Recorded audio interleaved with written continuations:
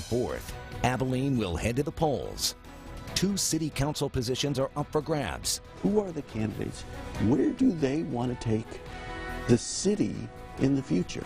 3 battling it out for place 5, and 5 people in the race for place 6. A lot is at stake, from protecting our business interests to prosperous growth to becoming the best Abilene we can be. Your voice matters in this election. It's important to be informed, to know the issues. Right now, live from your local election headquarters and in association with the Abilene Chamber of Commerce, this is the City Council debate on KTAB. Now, here's Bob Bartlett. Good evening. Thank you for joining us. I'm Bob Bartlett. During the next partners at the Abilene Chamber of Commerce and in coordination with McMurray University political science professor Dr. Paul Fabrizio. Each candidate will be given a specific time to answer the question. They all get the same amount of time for that particular question. And when time is up, you will hear a bell and we will move on. And this is a two-way street. If you have a question and want it asked, go to the KTAB Facebook page and we could pick it. In fact, KTAB Stacy Lopez is standing by right now live in our newsroom, monitoring your questions on our Facebook page and website.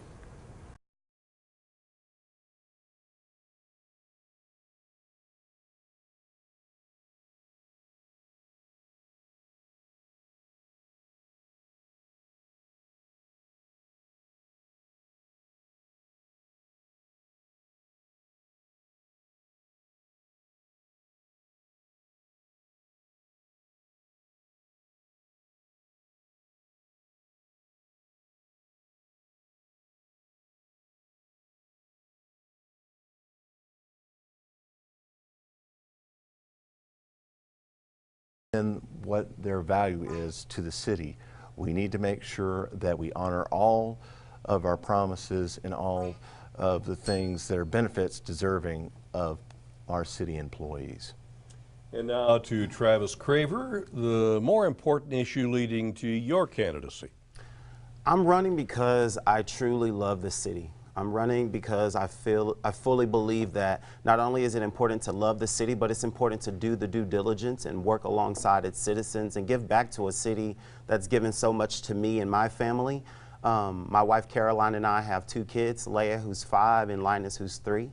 And for me, it's important to not only have a desire to bring alongside the citizens who need and desire to have a voice at the table, to get in the trench work of our city. And so I've been on boards doing that. And Jessica Cantu, one issue that got you into the race. Okay. Well, I am running because I want to encourage and promote unity. I want to make sure that those that feel like they don't have a voice within our community, that voice is spoken for them. I want to partner existing organizations, churches, and nonprofit organizations, helping those with the greatest need within our community. To me, all lives matter, including the unborn, and I just want to come alongside our current mayor and council and make decisions that affect not only today but future generations, for them to continue to stay, live here, and do business here in Abilene, Texas. And now David Turvaville, why did you decide to run? I decided to run. I was tired of the lack of care that some of the people on the council had given to the people in Abilene, and I am trying to bring that back to you by having a servant's heart, by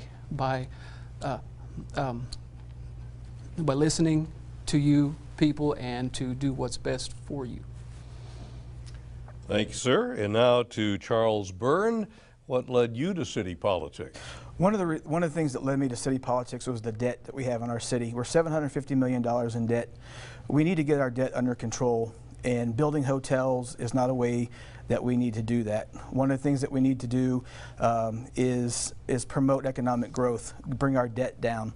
Also, that we need to have economic growth, private sector growth, get government out of the way.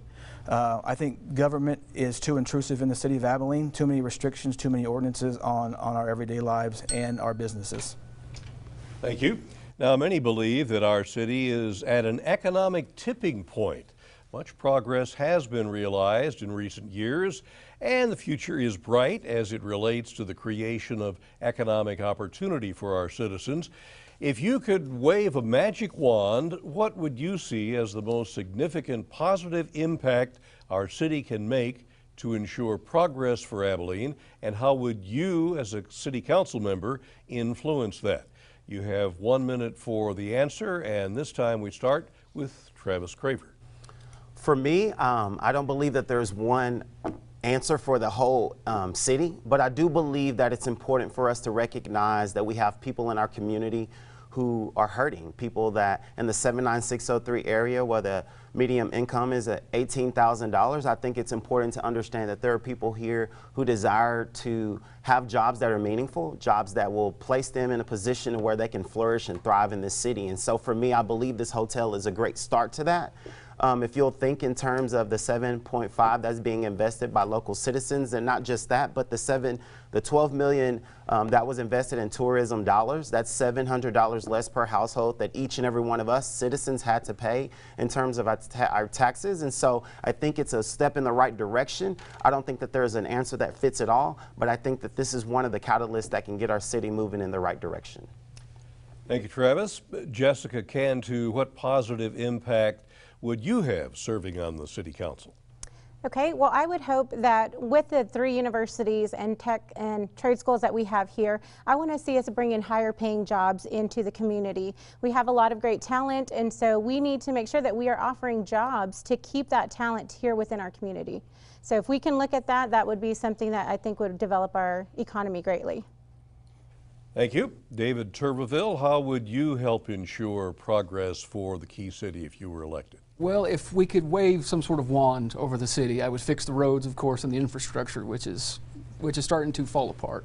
For the most part, though, we're at such a good place here in the state of Texas. We're very well. It's a good place to be right in the middle of Texas. We have several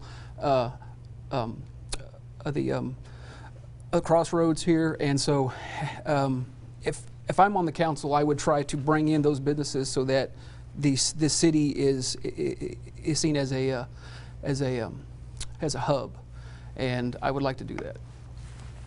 Thank you. Now to Charles Byrne, the most significant impact you see if you're sitting on city council. The most significant impact that I see as a sitting city councilman would be economic growth. But we need to do it through the private sector. We don't need to do it through taxing our citizens to death as we do now when it comes to property taxes in this hotel. One thing that needs to be pointed out is one of my opponents mentioned the hotel and $7.5 million. The total monies that the city will put towards this hotel is $23 million. And the citizens will be on the hook for $23 million if this hotel flops. So my thing is, city government should not be picking winners and losers in hotels, water parks, and things like that. We need to look at economic growth where the private sector comes in and does what they do best when the government gets out of their way, gets rid of ordinances and the restrictions that we need to do business in Abilene. Also, when the city government's involved, they own something, and I don't think they should be competing with private sector individuals such as hotel owners. I've spoken to hotel owners, and they're not happy with this hotel because they believe that the city owns this hotel and they will not get the things that the city would be able to provide. Thank you, sir. Now, Ron Constantine, positive impact for the future of Abilene. Ron? Well, one of the things that I would like to do is, frankly, it concerns me all the buffers that the city council and some of the members seem to have in them. Years ago, you used to be able to just walk up and talk about every issue right before a vote was being made. Now, with the DCOA, the Development Corporation of Abilene, they have another board that decides what tax money is paid, and there's no oversight by the city council. And alarmingly, I wasn't able to speak for or against the creation of the new board for this Abilene hotel business that they're trying to pen off on the city of Abilene. I believe that we have plenty of hotels already in the city. We're building 2 more, and it concerns me when I talk to a county commissioner that our mayor won't even discuss details with one of them, much less a candidate running for city council. The city council has become too aloof and too detracted from citizens. And what I'd like to do is make it to where people actually know what's going on instead of use political maneuvering to not allow people to ask questions that are relevant. Ron, thank you very much. Time's up. Our third question comes to us from Abilene Chamber of Commerce President and CEO Doug Peters.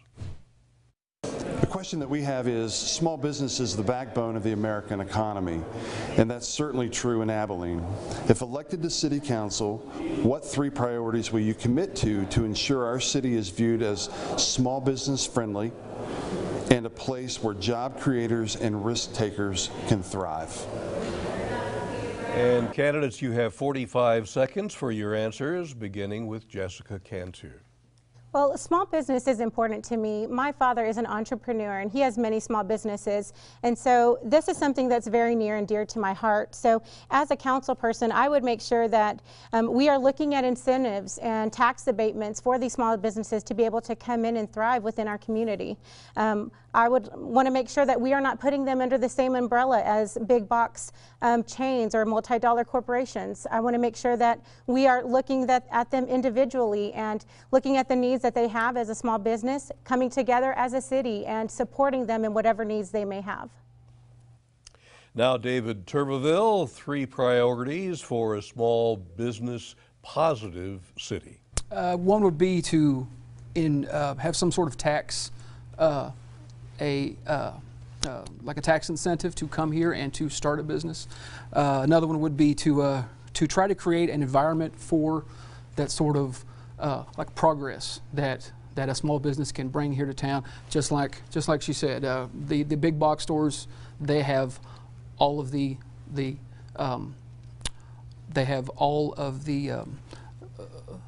pool when it comes to going into a town and things like that. So you have to make sure that you have a place where a small business can come in and have a startup and just begin very well.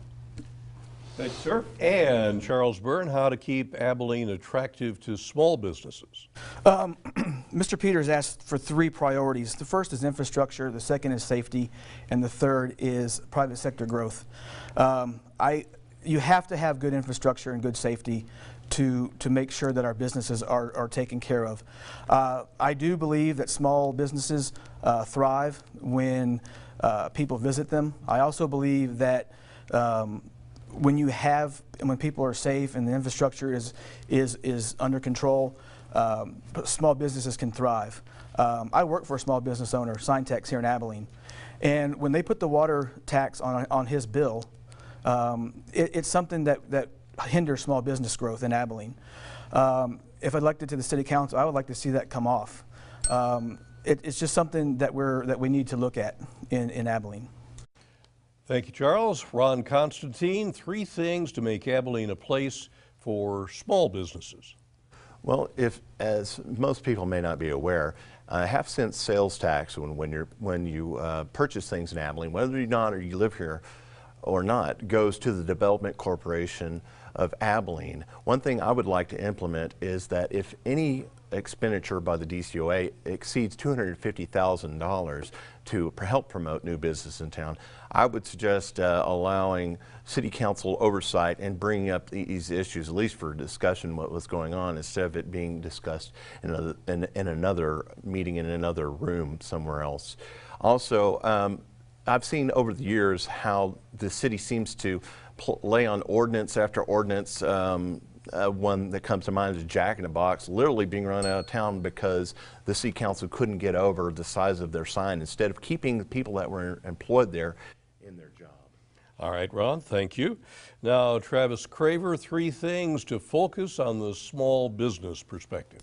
I wanted to first answer one of my candidates who all of a sudden is against the hotel, but I wanted to make sure that we as taxpayers were educated on how the money is being spent for this hotel. There's over $45 million from private placement bonds that are going to definitely protect us, the taxpayers, from having this burden placed on us from the hotel, along with over $7.5 million from local foundations that's going to be pledged towards this hotel as well. But the three things that I think we can use to flourish, as far as the question that Mr. Peters asked earlier, is creating a space of innovation for our businesses, giving them a place where they can dream and thrive and communicate with one another, as well as making regulations make sense, having the space and the capacity for them to dream, but also not having so much red tape where they can't apply for licenses and different things and such. And I want to respond to Mr. Craver. Well, we'll get to you in just a minute. When we get to you, you have the opportunity to do that, Charles.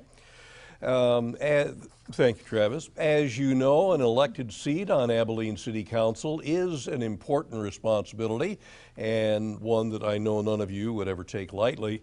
If elected, though, how do you view yourself as an elected representative of the citizens of Abilene, and what influence do you believe you will have to ensure our city is on the right track and stays there? You'll have 45 seconds to respond to this. David Turveville, we begin with you. Thank you, sir. To be a servant of you all, everyone watching this station, everyone in this room, to be a servant of the people, to talk to you and to listen. And as for the influence I would have, I'm a vote on the council. I'm part of the process, and I would love to have that opportunity. Thank you. Charles Byrne, how do you view yourself as a council member, and you had a responsibility? Yes, let's get the facts straight on this hotel. The debate 2 days ago, Councilman McAllister was asked, how much money will the taxpayers be on the hook for during that debate? He said $23 million. Let's make sure the voters understand and not hide behind something that's not true. So when Mr. McAllister says that, he's a sitting city councilman. He knows what is happening behind the scenes that we don't know. So I'm a good listener and I'm a good communicator. I listen to people every day when I knock doors, 7,000 doors in a month and a half. I listen to them, and the things they tell me, they don't want this hotel because taxpayer dollars are involved, and we found that out the other day with the debate in Place 5. And I'm also someone that will listen to the problems of Abilene. I've been involved with the city for over 12 years in different capacities, helping Charles. people understand. All right, you can say more. Time is up for this particular response. And Ron Constantine, what influence do you see yourself having on the direction of the city? Well, I can display that from years of experience being involved in Watchdog Group. I started the Abilene City Council Watchdog Group on Facebook, which at one time was the largest municipal watchdog association in the country.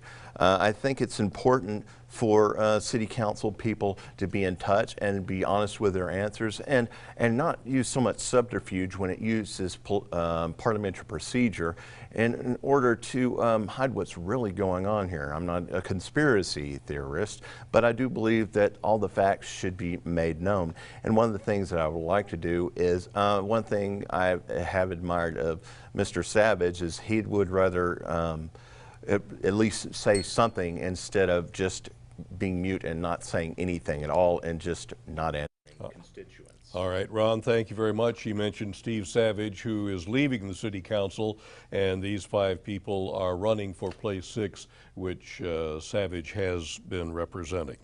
Travis Craver, what does it mean to be a city councilman?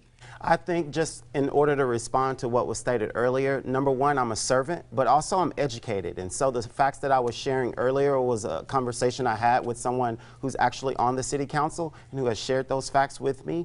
And not only being educated, but I'm someone who's obviously been in the trenches on different committees here in our town, from the Pregnancy Resources of Abilene to the United Way to the Day Nursery Board to the Heritage Parks.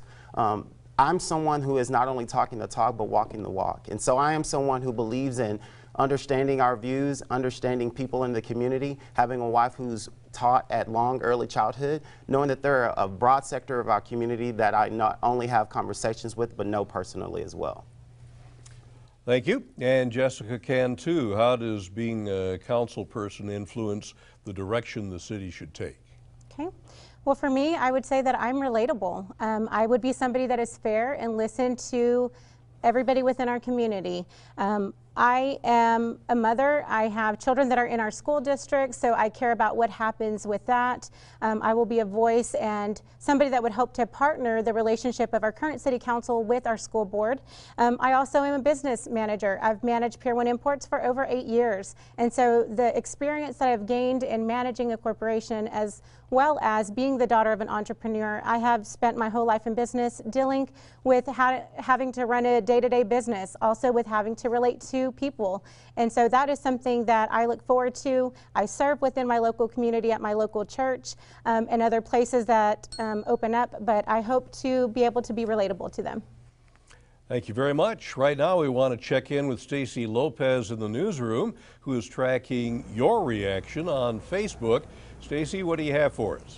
Hey Bob, thank you for that. Of course, we are getting a lot of reaction on our Facebook from viewers commenting questions they would like to ask each candidate. One question that we have received is, what would each candidate do in their first 100 days of office? Bob, back to you. All right, thanks very much, Stacy. So 100 days in office, what do you expect to have accomplished by then? Ron Constantine. I'm sorry, David Tuberville. 100 days in office. Yes, sir. Well, I would say that I would like to, as I've said before, I'd like to begin the old style, the way that the government used to meet with the people by the town halls, things like that. I don't like the fact that in order to go to the city council, you have to sign out a lot of forms, you have to make an appointment, things like that. I would like to see that there be maybe some of the councilmen or just one would go to a place, tell people he's going to be there, they can come to him and they can talk about things. All right, David, thank you. And these are 30-second responses. I don't think I mentioned that. Charles Byrne. The first 100 days in office for someone who's just elected, it's a quick process. The very first thing you're going to do is work with the budget. I think that someone that wants government out of the way, I think that's a perfect opportunity to look at things as a new city council person. I believe that that's our responsibility to the taxpayers, is to look at the budget and make sure that we're spending the taxpayer dollars the way we should be. And over the last few years, as you know, the city is $750 million in debt. Thank you. Ron? Constantine, I'm sorry. Oh, that's quite all right. Well, one of the things I'd like to do in the first 100 days is to address something where the current city council has fallen short, and addressing retirement that monies that the police department has been due and not been paid. I want to also look into new ways where everybody pays too much money for water here in Abilene. I want to see some way that we can deal with that. And also, I just like to go through the inner workings, get to know some people, make some commitments to people that I'm going to listen to them, and I'm also going to talk to them. Okay. All right. Thank you, Ron. And Travis Craver. First and foremost, educating myself on the city budgets, the ins and outs there, partnering with the people who are already working so hard for our city down at the City Hall. I've been blessed to receive the endorsement of our fire and police, and just partnering with people in our city and just figuring out ways where we can do better by our citizens, and not just those that are working for us, that are serving us, but those in the local community. I think it's important to not just educate yourself, but to just listen, be someone who's willing to have those one-on-ones with council members, with people in the community, and just do right by them. Thank you very much. Jessica Cantu, 100 days, a little over 3 months. Okay, 100 days into office, I would like to come alongside and partner with our mayor and our existing council with any projects and areas of concern that our city is currently facing. So I would come alongside and join in that partnership. I would hope to also bring feedback that I've gained from the citizens, from business owners, and from just the community itself, and being able to offer solutions or being able to offer ideas for things that our citizens want and need. Thank you. And our time is almost up. We have time for just one more question here, candidates. What do you believe is Abilene's greatest weakness, and what do you believe is our city's greatest opportunity? And if elected, how will you affect both of those? You have 30 seconds. We'll start with Charles Byrne. The biggest weakness I see is the debt, $750 million in debt. We've got to stop spending taxpayer dollars. That's one of the reasons that I'm against the hotel, is because of $23 million of taxpayers' money being spent, which we were misled by individuals that there would be no taxpayer dollars spent in this election. We need someone that will get in there and fight for the taxpayers. How it'll affect both is economic boom. And Ron Constantine. One thing I would like to address is certain members sit there and strive and push for things that are not the general consensus of what the people are saying. I think people need to be more in touch, you know, whether it's Mr. McAllister saying that there's no homeless that live in Houston, or other members that are running for council that are members of Planned Parenthood and still go to a Baptist church. I just think that people that do those kind of things and that aren't consistent with the people that are around them, it troubles me to see that. And when they don't speak to you, it troubles me more. Thank you, Ron. Travis Craver on weakness, opportunity, and what are you going to do about it? I think it's important to direct sources to revitalizing our community. I think it's also important to understand what certain people are a part of. I'm a part of Pregnancy Resources, and so I think it's important to be educated if you're going to speak on different people being a part of the community. But also just beautifying Abilene as a general. I think that money can be used for that. Again, the hotel isn't being used for, there are many backstops in place that aren't going to be used in terms of taxpayer dollars. And so I think it's important to be educated how the funds are being allocated and how they're being spent. And people that don't see that, I think they just need to educate themselves on it. Jessica Cantu, final thought. Okay, so one of our weaknesses that I see our city currently having is that we need to bring higher paying jobs into our community. Where we have an opportunity with that is that we have 3 private universities, we have a junior college, we have trade schools, we have all these different avenues where people are going to get these great educations. They're having the ability to have jobs for them that once they graduate that they will stay here within our community and that they will utilize that schooling and education to make Abilene better. And the final word of this segment is from David Turbeville. Yes, sir. The greatest weakness we have is, of course, our roads and our streets and the bridges and things like that. All the infrastructure.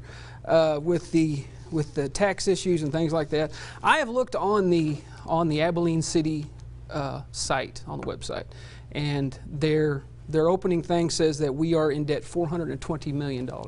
I'm not sure where some people get $750, but that's still a lot of money and it needs to be paid down. We'd like to bring in, like I said, never mind.